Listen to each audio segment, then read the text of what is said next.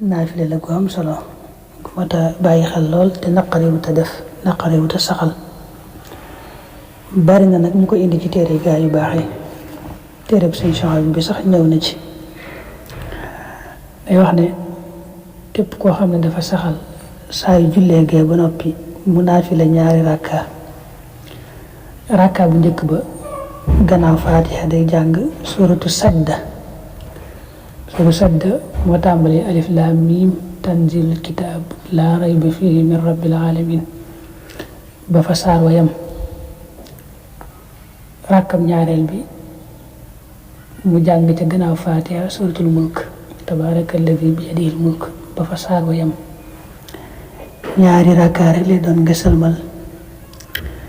nee na loolu daal ku ko saxal moom deesu ko fitnaal ci bàmmeel deesu ko laajit ci bàmmeel te dees na ko jéggal bàkkaaram yépp te bàkkaar bu mu mas a def dees na ko soppil ay tiyaaba te dees na ko yëkkatil ay daraja yu kawe waaw yaa rakkaa yooyu rek lay doon.